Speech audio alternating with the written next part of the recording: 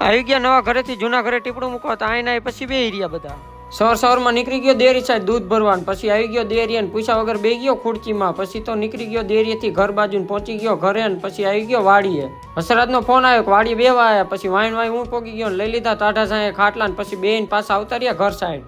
ઘરે આવીને જોયું તો ટીપડું પડ્યું હતું, ટીપડું મૂકી દીધું જૂના ઘરે. જૂના ઘરથી આવ્યા તો એ કઈ હલતા નહોતા, પછી ધક્કો મારીને કાઢ્યા બહાર.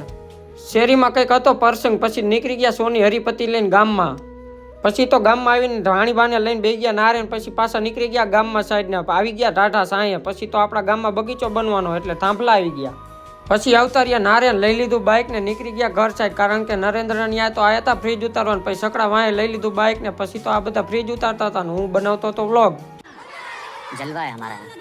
ફ્રીજ ઉતારીને આવતા રહ્યા ચોમાસા દહીણું દરાવા, કારણ કે અમારા ગામમાં હતી ઘંટી બંધ. પછી તો દહીણું દરાવા બહાર જ આવવું પડે ને. પહોંચી ગયા ચોમાસા ને મૂકી દીધું દહીણું ને આવી ગયા નાસ્તો કરવા. નાસ્તો કરીને દહીણું લઈને નીકળી ગયા ગામ બાજુ. ગામમાં પહોંચીને આવી ગયા વાડીએ બેસવા.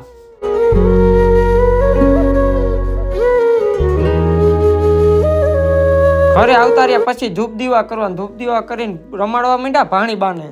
પછી તો ભાણીબા રોવા માંડ્યા ને પછી મિની વ્લોગ અહીંયા જ એન્ડ કરી. મિની વ્લોગ પસંદ આવ્યો તો લાઈક શેર સબસ્ક્રાઈબ જરૂરથી કરજો.